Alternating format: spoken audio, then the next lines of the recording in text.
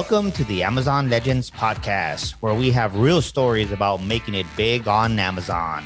Our guests are CEOs of large companies and entrepreneurs who became powerful sellers, also experts specializing in helping sellers, and both former and current Amazon employees who will give us an insight from behind the scenes. Here's your host, Nick Urison. Welcome to another episode of Amazon Legends. My guest today has been an Amazon seller for almost a decade, actually over a decade. And she's the founder and CEO at Shikastic, and also a proud mother of a 5-year-old boy. So everybody meet my guest, Ayonija Gupta. Welcome to the show, Ayonija. Nice to meet you, Nick. Thank you for having me here. Oh, it's a pleasure to have you. You know, I love it when real sharp business women, also mothers, are running these successful Amazon businesses. It's more pleasure for me because you can show the whole world, look, you know, you can do so many things at the same time. It's no big deal, right? Exactly. And it's exciting to be recognized on a platform like this, you know, when people give you the credit that you deserve. Yeah, I mean, in my opinion, women don't get enough credit because everything that's done, it's like the intelligence, you know, when you go to war, you know, the soldiers fight the fight in the front lines, but the intelligence is so key, and those intelligence people are always behind the scenes. Nobody hears from them. I think that's how women are. Women are always making sure that everything is provided for, and so I always appreciate it. So Thank you. when you and I talked about your Amazon business, and you mentioned something that you implemented, that's a new feature on Amazon. Tell us what that is. Sure. So a lot of people don't actually know that one of the biggest advantages of getting your brand registered on Amazon is getting the small business badge if you're a small business owner, because Amazon is always promoting small businesses, you know, helping the community, getting customers to learn about them. And I implemented this recently, and I realized until then I hadn't realized how much customers love the idea of buying from a small business. So it gave a big boost to sales, and at the same time loving that recognition, you know, that people are liking being able to shop from a small business. So, okay.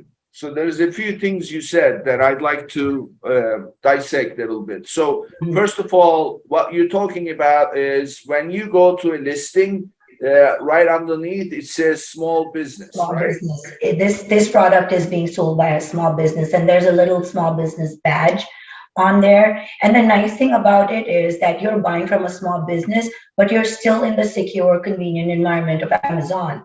So you're not, you know, having to buy on another website or anything. You can still shop from small businesses, and it's nice for people to notice that they are.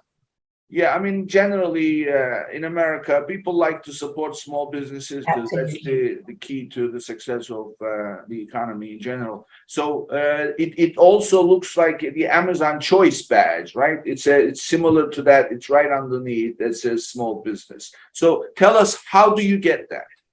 So once you're, you know, brand registered with Amazon, you know, you have your US registered trademark, then you apply for Amazon's brand registry. There's a lot of features that you can actually use after you're brand registered with Amazon that help boost your sales, that help you in getting your business more recognition. So this is one of the things besides A+ content and all of the other things. So small business badge is something so all I had to do was get into my brand registry login of my Seller Central and contact the team and say, hey, I'm a business owner and I have brand registry with Amazon. Would you help me get my badge? And they just do their checks, you know, they take a couple of days.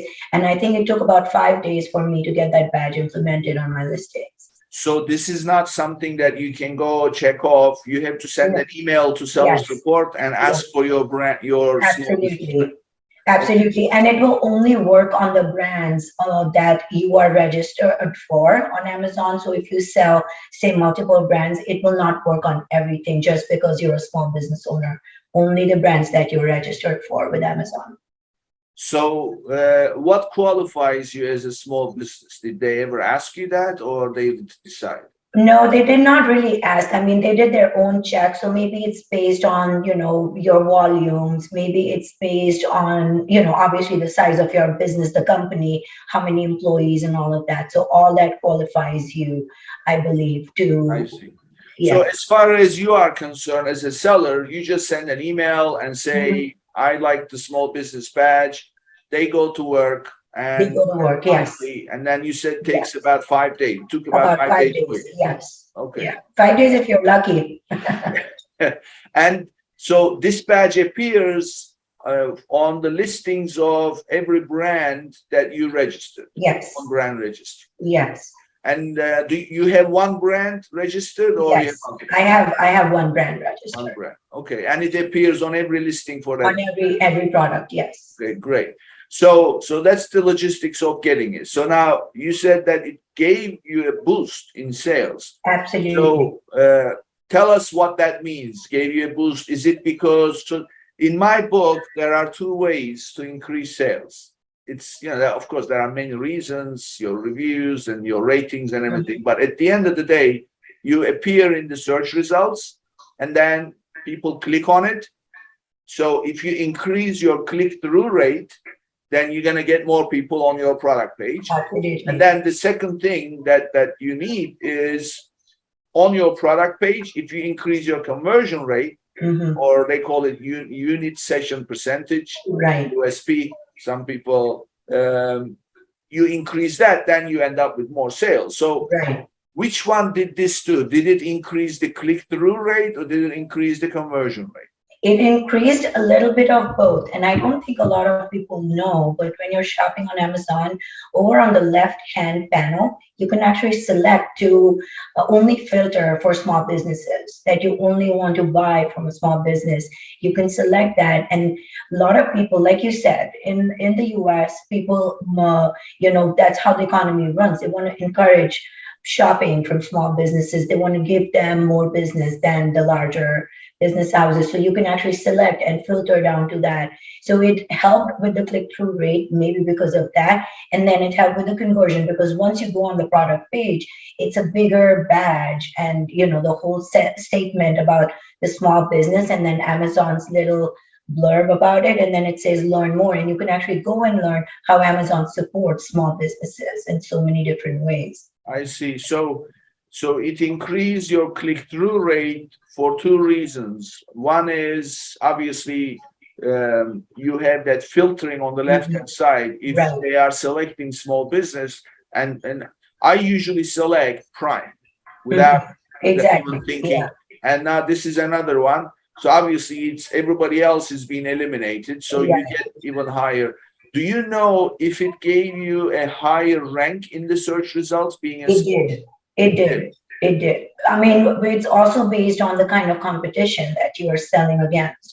Sure. So, I mean, there's a lot of listings which Amazon has created its own brands in the recent years. So, that obviously doesn't qualify for a small business. So that gets filtered out. Then there's a lot of overseas brands that are selling on Amazon with,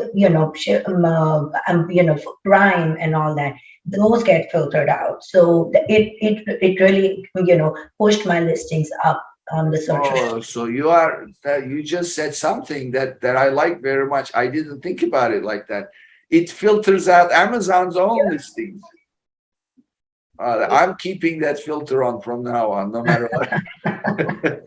Yeah, I Well, mean, I'm very bitter about the whole idea of Amazon selling, copying the top selling products of its sellers and then trying to sell those. So I had to bring that up.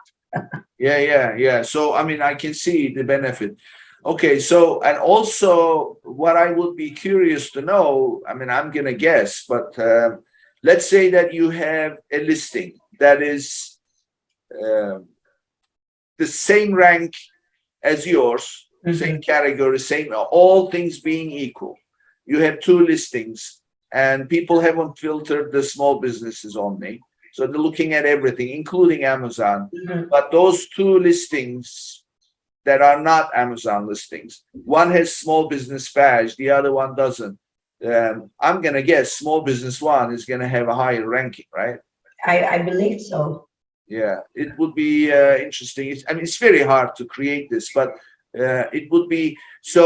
The place to track this actually is in for brand registered companies. There is a report. This is a fairly new report, and as we record this episode, it's been around maybe 6 months, maybe Mhm. even less. It's called Search Query Performance Report. Right.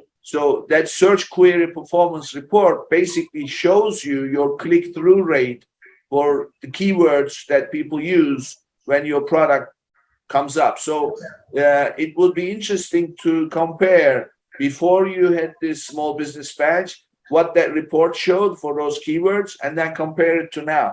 And Absolutely. between the two, you'll be able to tell and quantify. So let's talk about the conversion rate. So now people clicked on, they found you, they filtered, and then they clicked on it, and they're there on the product page. Can you share with us some conversion rates before and after? So absolutely. I mean, the conversion rate is pretty high because, in general, for my products, because they're the kind of product that people are buying consciously. It's not something that they just came across and that's why they bought it. So I Tell us, by the way, what kind of products Sure. Shikastic So sells. the Stochastic sells corsets, bustiers, and evening purses for women. We used to sell shoes, but we have paused it for a little while because of the supply chain issues. So these are things, and because they are occasional products, people are buying them specifically for particular occasion. They don't just by the way come and purchase it or buy them on an impulse. They actually plan for it, which is why the conversion rate is pretty high. And I mean, obviously, the our reviews are high. We have excellent ratings on most of our products. So all that obviously helps with getting better conversions. So that was already there, but from research was ever since before I got the small business badge and after, giving it about say a months, a time to analyze the data, I saw that there was a bigger jump in conversion Okay. because of the badge. And when you say high, what do you consider high in conversion rates? I mean, 50%. Okay. So conversion, the reason I'm asking is because conversion rate happens to be my main focus area.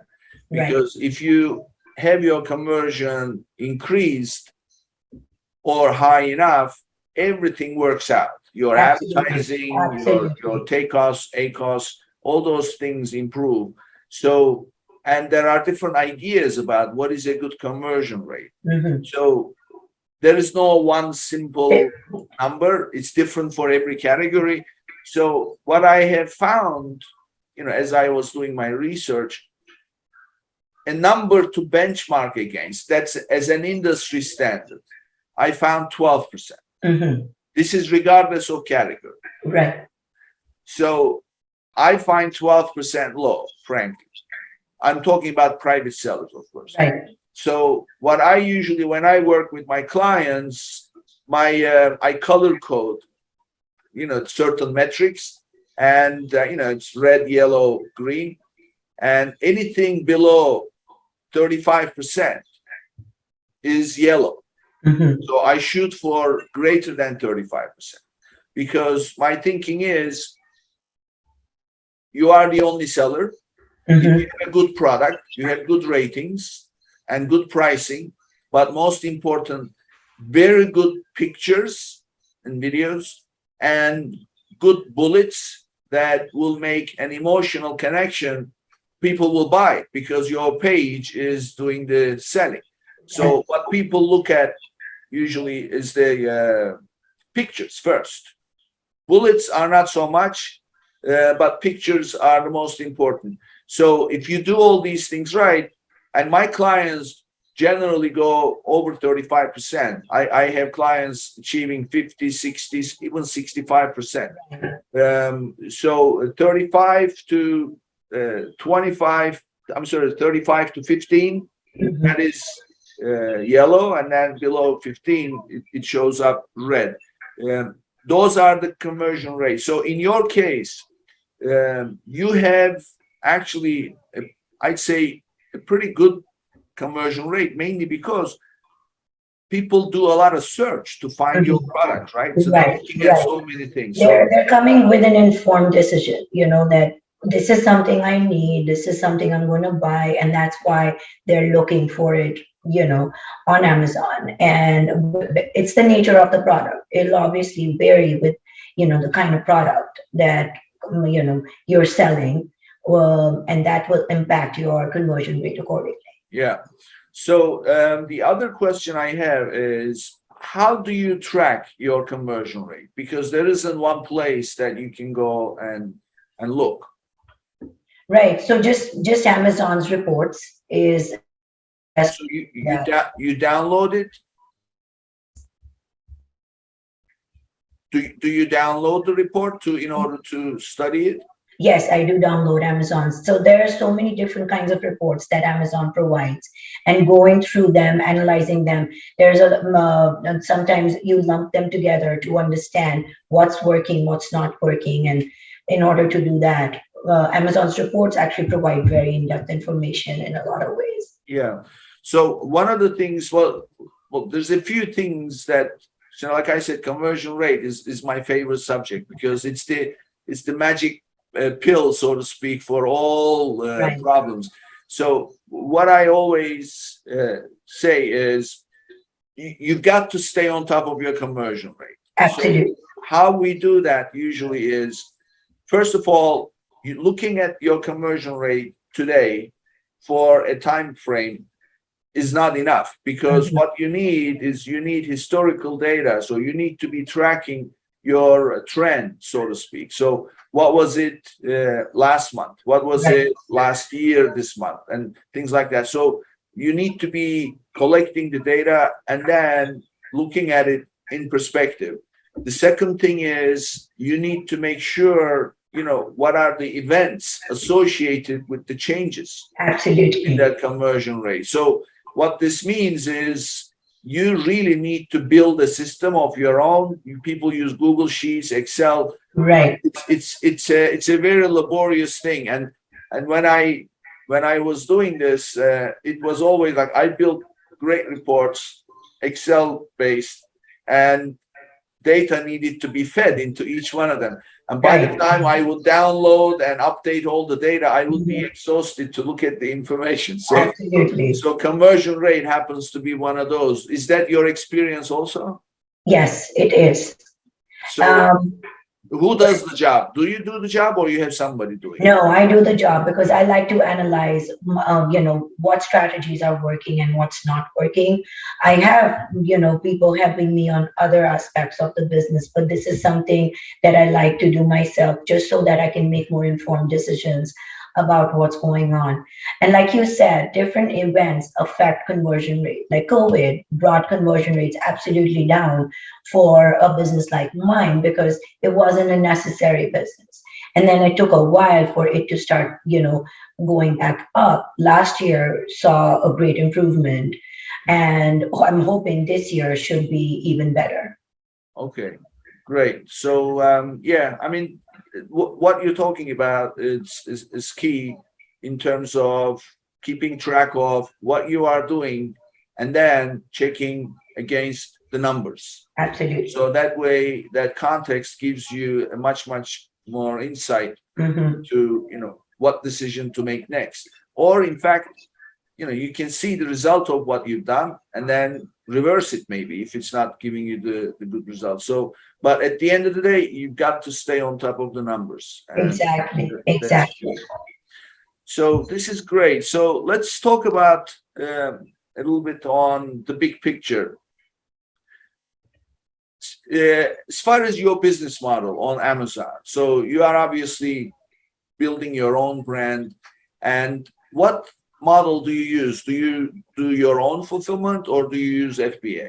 I use FBA. And why did you pick FBA? Um, just because there's already so many aspects of the business that need to be taken care of, I didn't want to, worry about fulfillment as such. Also, the biggest reason being the shipped by Amazon badge that goes on your listing, the Prime badge.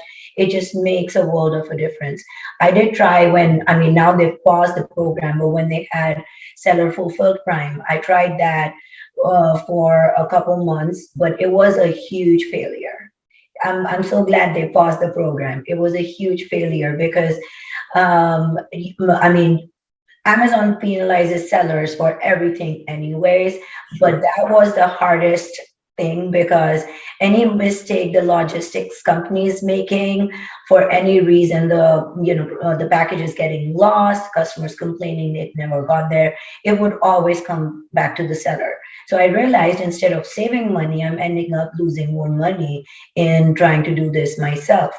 I had a whole spreadsheet laid out. I compared costs, FBA, seller fulfilled, what's going to work out cheaper. And seller fulfilled was obviously a huge saving. But when it came to all those lost packages and all the returns and all of that hassle, it did not make sense. So I went back to doing Prime. I mean, I was still doing FBA.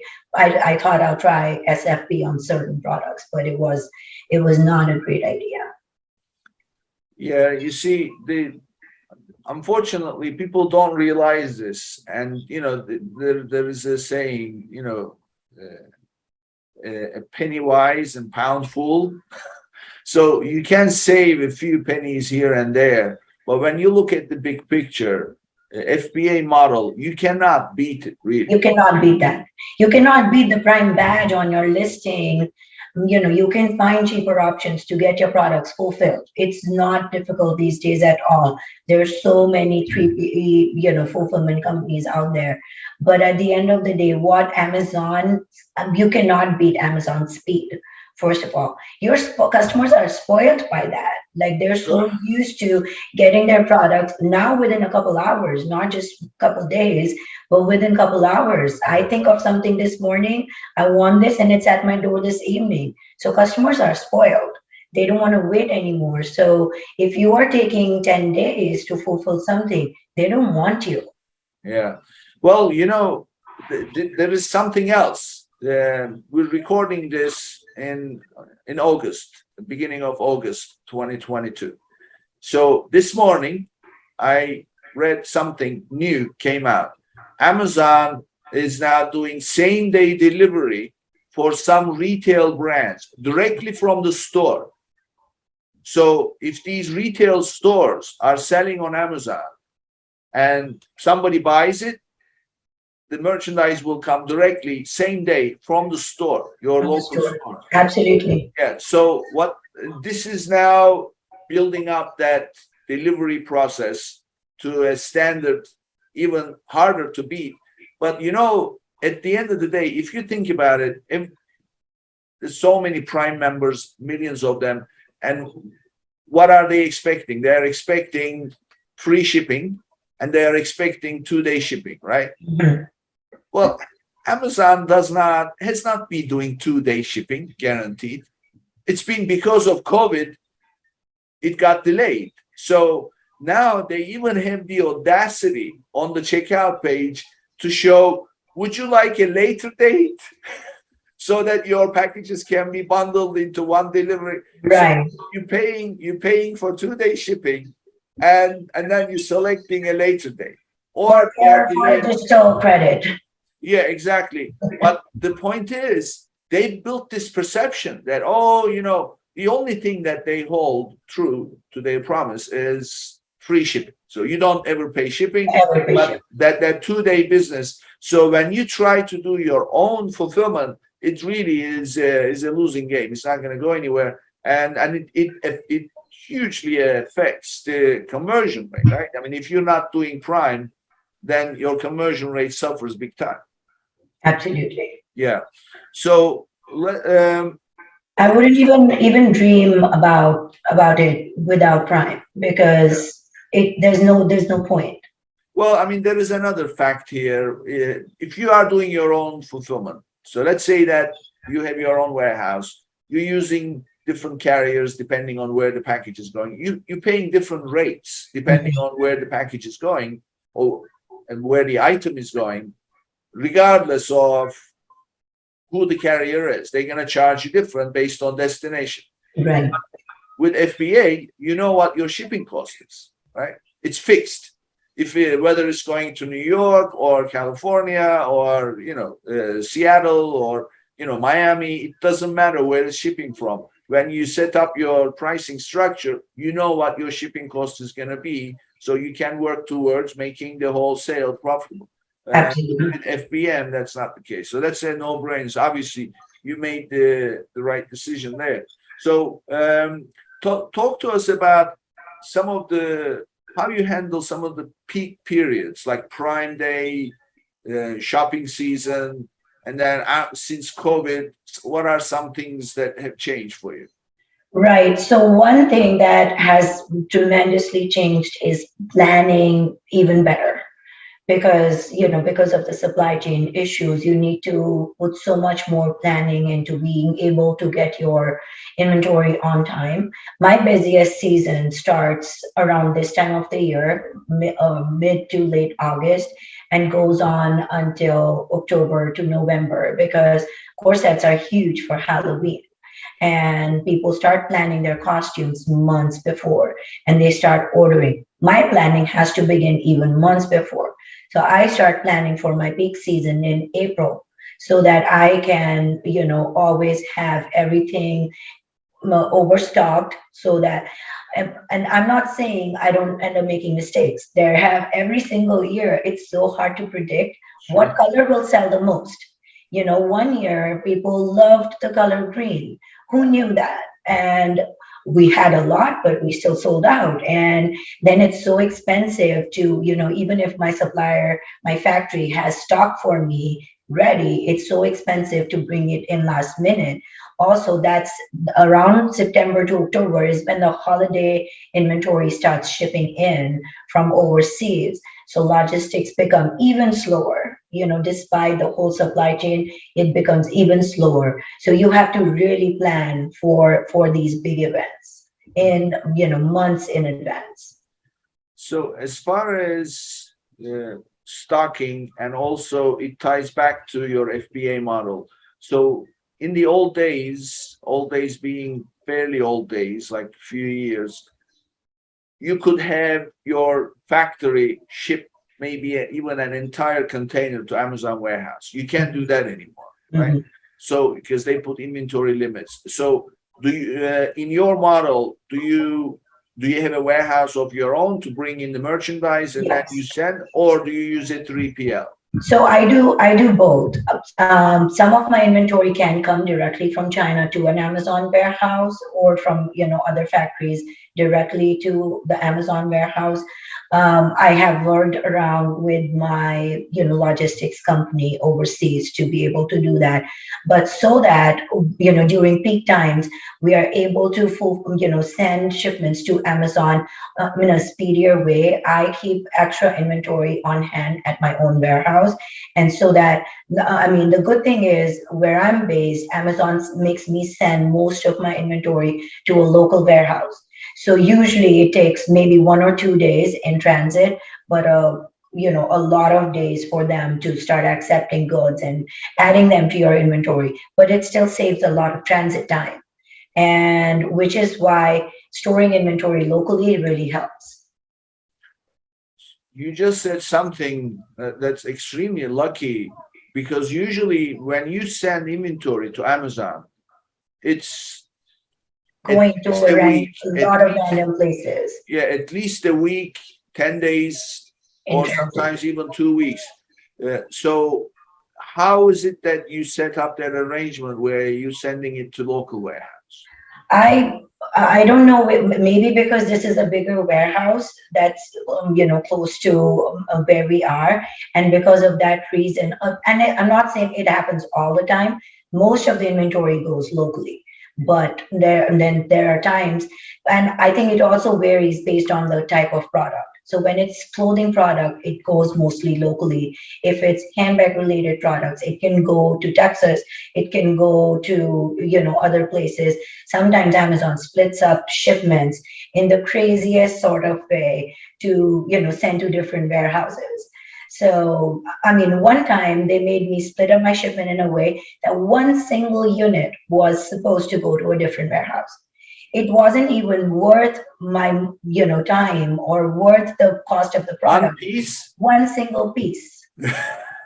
And I have to bring this up. So because it didn't make financial sense to do that, to ship one single product to an Amazon warehouse using their shipping label and all of that, I didn't end up sending that one particular shipment, but sent the rest. And they penalized me for it, and they suspended my FBA shipping. I mean, suspended my shipping ability to their warehouse for about 2 weeks until I gave them a written plan of action that this is not going to happen in the future.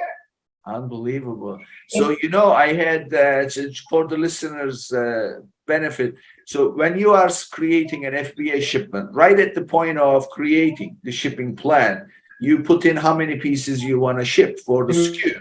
And as soon as you do that and you hit continue, it uh-huh, will immediately split the shipment up into right, multiple pieces. So if right, you decided to ship 1,000 pieces, it may say 223 pieces to this location, right. 181 pieces to this location. So you And never the one piece to yeah, another one. and in your case, I've never heard, but you know what I've seen happen? I have clients, they actually put bets. They turned it into like a game. So they all get together, and then before they hit continue, people put money, betting, okay, how many we're gonna get? Four. You say five and three, and then they bet, and then whoever wins takes it. So it's like roulette, playing roulette.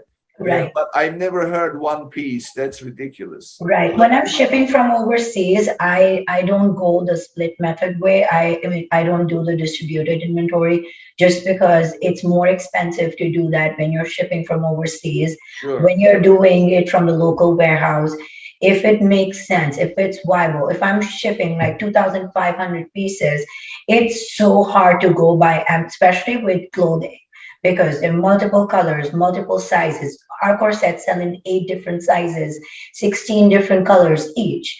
So it's a lot to do. And Amazon's not very forgiving when it comes to sellers making mistakes on their shipments. So which is why, when it comes to products like these, I prefer to, do a combined shipment and send them to one location instead of splitting it out. Yeah. Yeah. So, okay. So let's now talk about one of my favorite questions is tell us about your team. What does it take to be successful on Amazon? What are the roles and responsibilities that you recognize? And then you say, okay, so and so is going to do this and so is going to do that. Now, I also know that you consult with some large brands. So, give us your formula for your operation, and then also give us some best practices since you consult with companies. How do you advise them to structure their teams? Absolutely. I mean, Amazon business has so many different aspects to it, or like any other business, you have to have a team. You cannot expect yourself to be able to manage everything on your own. So I manage the finance part, the planning part on my own, but then I have a lot of work, spread across different people. Suppose photography. So I like to do in-house photography of my products when something new is being launched, or we change images seasonally just so that there's a new look to the same stuff, things like that. So there's a photographer involved, there's a Photoshop editor involved. We get a lot of removal inventory from Amazon. I have somebody coming into my warehouse taking care of that, sorting out of those. It's a lot of inventory, a lot of returns, especially after Halloween. There's a lot of returns. Half of them have not even been opened, so somebody sorting those out, taking care of those things. So, and then social media. You need somebody to manage social media for you. I cannot possibly do all of those things on my own. So I always say, find people who are good at doing all of these things, because these are the most vital jobs in running a successful Amazon business. And this is the same thing I advise my clients to do when they are trying to build a team or trying to assign tasks to their people. You have to make them sometimes understand that this one person is not able to also manage your advertising and also do your social media. They're two separate specializations, two different people that with that kind of experience that will have to manage these things. Okay, so I heard, so under the umbrella of content management, content creation and management. So you have photo shoot in-house, but somebody who does the photo shoot does not necessarily do the Adobe work, right? Yes, It's different people. So that's two resources. And then how about video? Do you do video or not? Yes. So the videos are shot by the same person, the photographer, but I get editing done by somebody else. It also helps keeps costs in control. So video production, how do you treat the video production? Is it because these days it's easy to create videos, right? So you can easily create a video with your phone and then just touch up, and then you have your video. Is that the way you go about it, or do you have a different approach? I mean, for videos that product videos that are going on Amazon and other marketplaces, they're more professionally done with professional camera, proper editing, everything. But the videos that we post on social media are done, with a phone, more casual and more relatable for customers. Yeah, I'm glad you mentioned this difference, because I'm going to give you credit for recognizing this, because this is a big deal. So the way I approach this for all my clients is I say, guys, how would you feel watching a commercial on TV for a product that you can tell the person shot himself or herself and just put it together? You wouldn't take it seriously, right? I mean, it's becoming popular these days. A lot of sellers on Amazon are posting videos on the product, where the product images are of an influencer who, promoted their product. I like the concept of them doing that, but that video, according to me, should go somewhere else on the listing, and there should be a more formal, more appealing video over there, more professionally done. Yeah, exactly. I mean, at the end of the day, there are two types of videos. One is promotional, and the other is information. Absolutely. So informational, you want to make it as authentic as possible. So you can shoot all day long, create as many videos as you just take your phone and just shoot it, record it yourself, and then post it, no problem, because that's what people like. But when it comes to conversion, right? You want to convert. In order to buy something, first we need to trust the product. We need to trust the brand. And when you look at the product picture, I mean, the product page, you got the pictures, you just flick through the pictures, and then you see the video, you click on the video, and suddenly this video comes up. It's a DIY job, right? Somebody put it together. Your trust is going to be impacted. It speaks a lot about quality when you look at that, because if a video or images are shabbily done, it speaks volumes about your product. Yeah, so but for social media promotion, do it yourself all day long. That works. So there's a distinction. So this actually came up with a client of mine recently, and they were almost like they had their video. It took about a couple of weeks for them to finish it. And finally, when they showed it to me, I said, what is this video for? And they were saying, oh, this is the video that I said, this Right. is an instructional video. Right. And it's not a promotional video. And I said, even as an instructional video, it's obvious that you just did this in-house yourself. Right. So we need to, I said, it's good as a prototype. You kind of created the script for it, Mhm. and you have the raw footage, but you need to have somebody put this together professionally. So, Absolutely. okay. Absolutely. So we've got the content covered. Now, of course, then you're writing the copy, the bullets, and the research, the keywords. Is it, who does that part? So I have somebody who does that, and then I review them because I want to make sure I do a lot of research for, for keywords and what's selling, similar products, things like that. I like to do a lot of research, not just for my own business, but also for other brands that I work with. So, so I want to make sure that all this content that has been written is keyword rich, it has all the information about my product. For a lot of products, it doesn't matter. The bullet points don't matter. They're just one place to, make your product more organically searchable. So you want to put as many keywords as you can. But for certain products, the bullet points matter a lot. Dimensions. Suppose you're buying a desk. So dimension is very important. You want to, then people will read the bullet points. Or when it comes to clothing, especially corsets, sizing makes a huge difference. So we encourage people to read the bullet points, read through them. I have it written in several places on my listings actually to, make sure you read the size chart carefully, just so that you're making a better choice.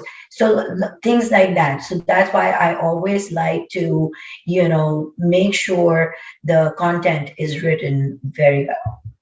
So, okay, so we've got photographer / video, and then you got Adobe guy and the video production and content. So those are 4 just on the content side. And then you have somebody for social media. Social media, there's social media, logistics, and then Yeah. inventory management, of course. Okay. So when you say inventory management, are you referring to planning, projecting, or are you physically handling the So inventory? physically handling. I like to do the planning, projecting myself, but I have somebody to do the, inventory management, when we're sending goods out from the warehouse to, domestically, or we are trying to manage returns, removals, Yeah. things like that. Okay. For a while, I stopped doing removals because it was too much. But then we started seeing a lot of other sellers trying to sell our brand, and this is a US registered trademark brand. They cannot be selling that, and that was coming from all the returns or removals that Amazon was disposing or auctioning, and this, which is why I stopped doing that. Oh, I see. So you just bring up another very interesting point. So, um, so one of the metrics that we keep track of is buy box retention. So only yesterday I was speaking to a seller and I said, do you keep an eye on your buy box retention? And he said, what do you mean? I said, well, that's a percentage and you need to know, And it's the biggest aspect of selling on Amazon. Yeah, you need to be in the buy box 100% of the time. Yeah. And he says, well, of course, I'm a private label seller. Nobody else is selling my product. So why should I be watching it? I said, do you know for a fact that you are there 100% of the time? He says, no. I said, well, let me give you the scenarios. Number 1, people buy your product and you are FBA and they'll return it. And Amazon will sometimes put it back to stock, and sometimes they will say, this looks damaged, but it's our fault. So they pay you, and then they sell it as Amazon warehouse on your listing. Now you're no longer in the buy box. He said, oh, well, that's 1 or 2 pieces. I said, granted, it's not many quantities, but still it affects 100%. Right. So the second scenario is you have a program called Amazon Business. Amazon encourages people, companies, to create an Amazon business account. Mhm. And out of their own pocket, they offer discounts. Right. So, and the world is full of smart people. They figure out which items are popular Mhm. and they create an Amazon business account, and then they Right. are buying volume, your product from you. And then they come back And then and sell on sell your it listing. on your listing. He Exactly. says, but they can't make money. I said, why not? You are offering a B2B pricing. He says, yeah, but my B2B pricing is it does that. In that case, if your B2B pricing is not attractive enough, then why are you offering B2B? It has Right. to be attractive enough. So that's another. So the point is you have to monitor your buy box retention. So let's say that you're monitoring your buy box retention and you see Amazon appearing.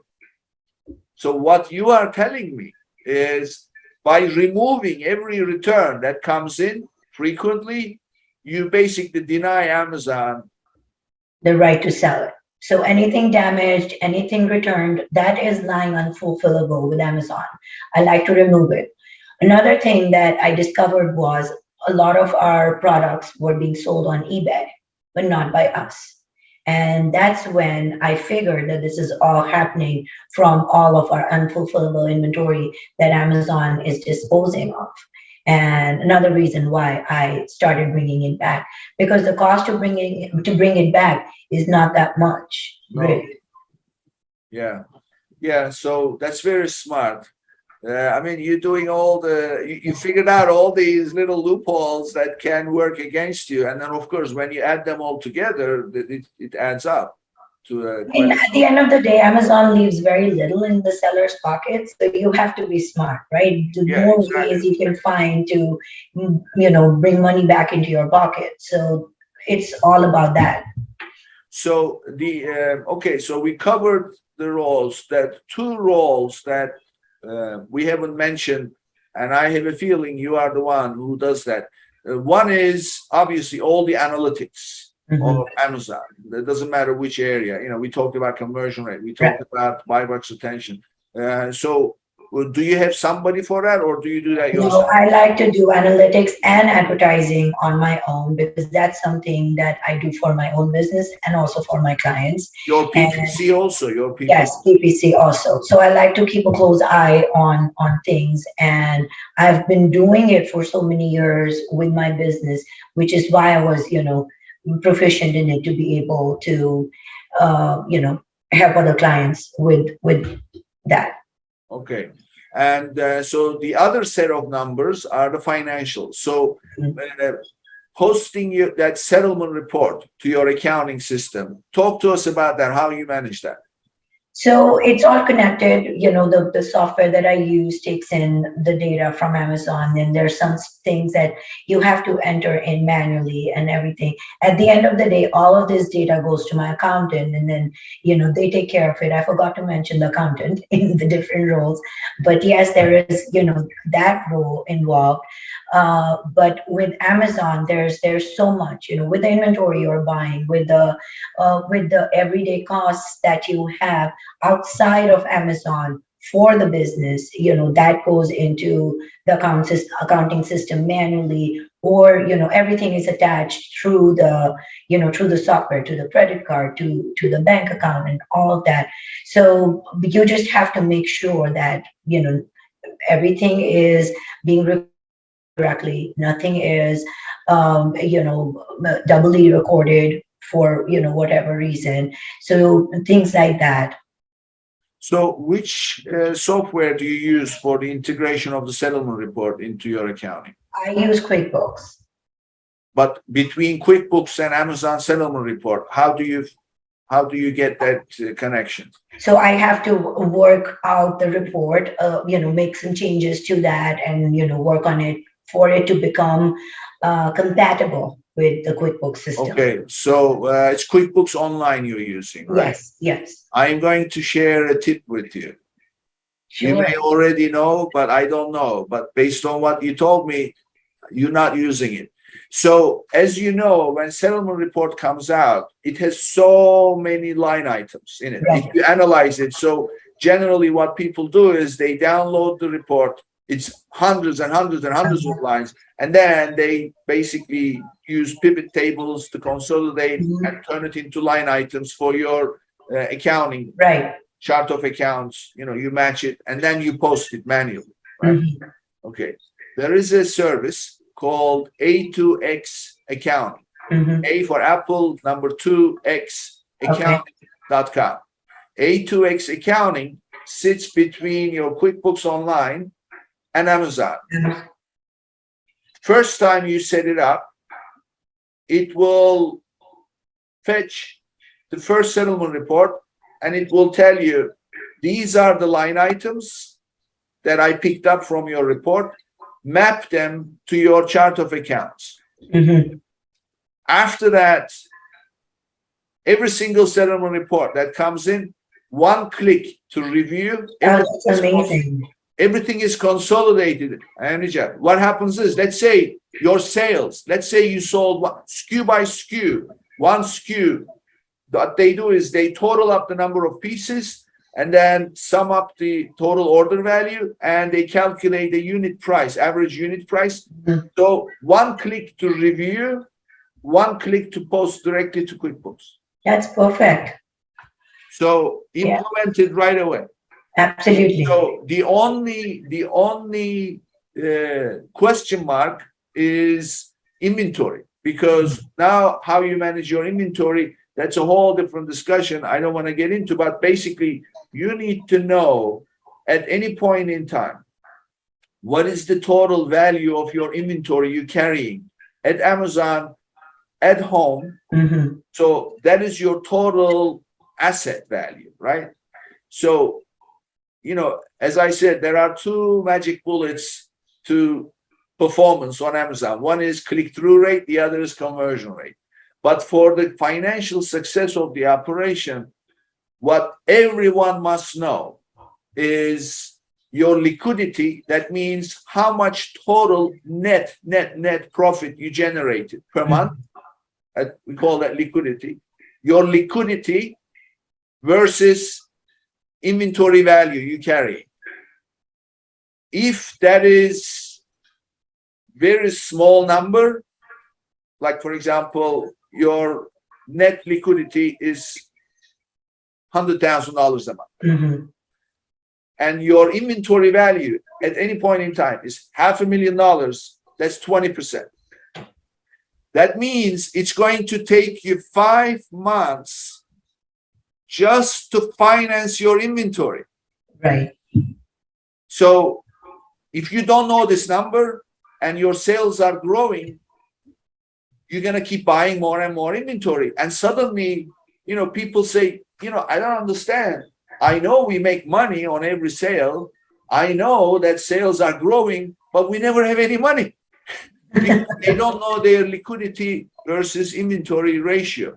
That's so key. But in order to do that, you have to know your inventory value at all times. Absolutely. So it's something that's always complicated. Anyway, I have nothing but respect for you. The way you are on top of everything, it's so refreshing, because a lot of business owners don't actually know these parts. Right. So tell me, last question before we move on to you is, if you could change one thing in Amazon's policies for third-party sellers, what would that be?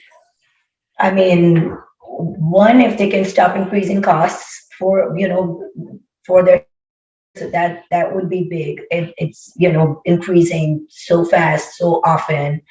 And also, please stop copying our products. Yeah, that's unfortunately sad, because they have all the data, right? Right. I recently read an article where it said that they're actually trying to phase out some of their brands that they have created over the years. They are not seeing profitability, and they want to start phasing those out. But my question is, when you created these brands, you affected a small business by copying the idea, or whatever, trying to take away their Amazon's choice spot or their bestseller spot, and so it's gone now. Gone, yeah. So tell us about yourself. Where do you live? And give us a little bit of information about you and what your passions are. Absolutely. So I'm in Charlotte, North Carolina. I live with my husband and my 5-year-old. And so besides work and besides my clients, I just like to be with him. So That's nice. So tell me about how you got to be what you got to be. So where does this come from? I up in a business family. My, father, well, I always saw my father, doing business and all that. So it was a desire since I was a child to be an entrepreneur. But, and I grew up in India, and then I came to the US for education and everything. At that point, I didn't know, once I graduated from my MBA, I didn't know what I was going to do next. But I knew somewhere in the back of my mind that entrepreneur is what I want to be. I want to have my own business, live life on my own terms, basically. And then, I made it possible. I started with a small batch of inventory, and it sold like hotcakes. And from an order of 100 purses, 2,000 purses. And that's how it began about almost 12 years ago. So you said that your family had a small business, right? Mhm. Yeah, Back home. back in India, yes. So do you have any brothers, sisters? I do. I do. My sister's in the US as well. She's a dentist in New York, and I have a brother who runs the family business with my father. So your brother is in business, but Yes. your sister is not. I mean, she's a dentist. She's a business owner. She runs 2 practices. Okay. Yeah, I mean, of course, it's because Yeah. she Yeah. has a payroll that makes her a business owner. So, but she's not an entrepreneur, though. No, There's a no, difference between. yes.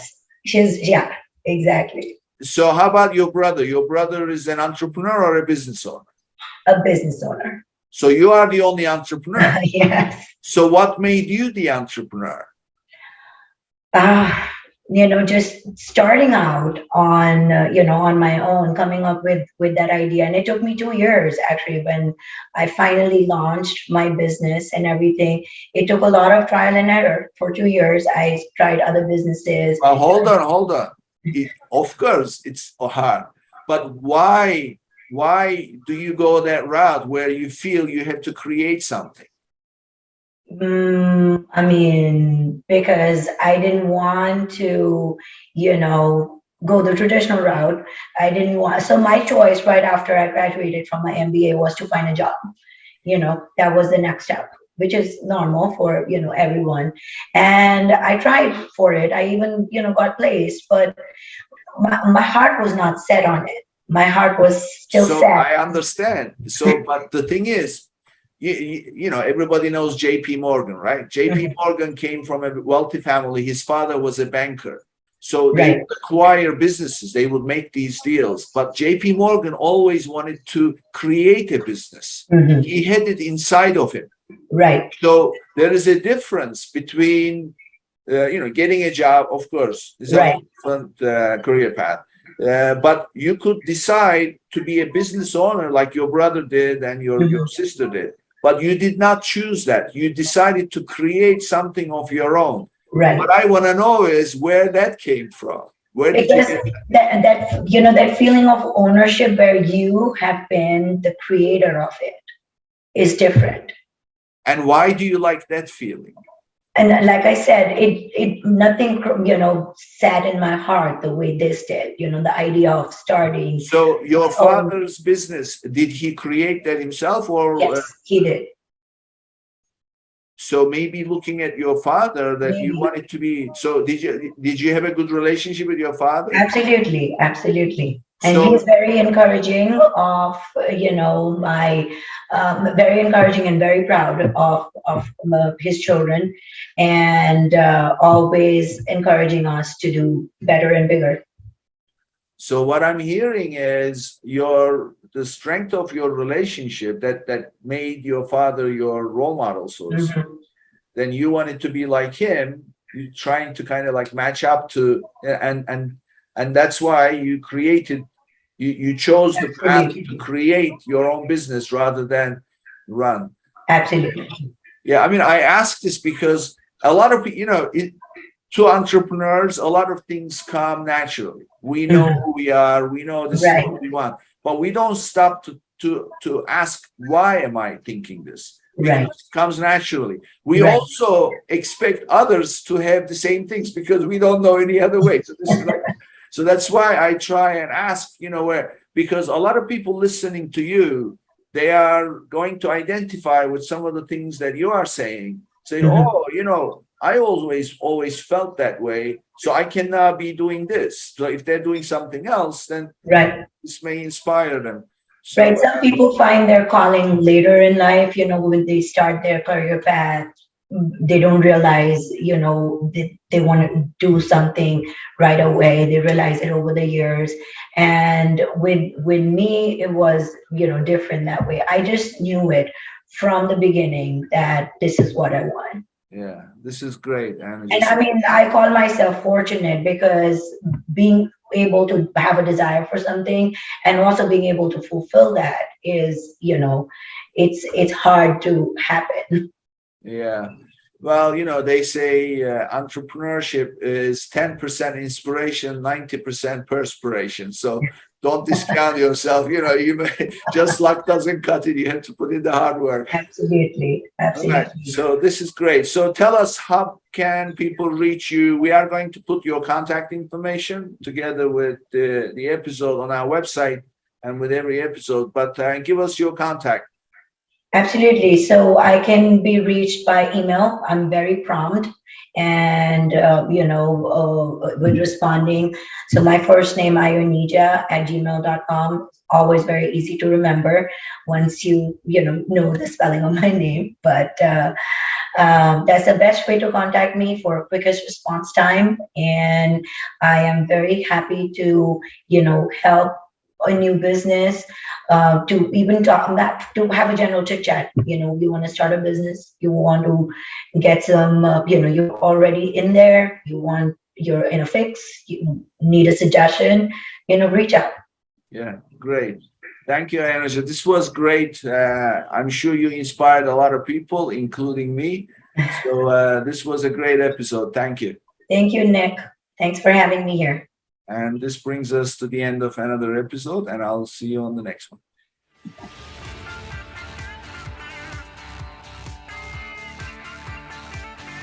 Thank you for tuning in to today's episode.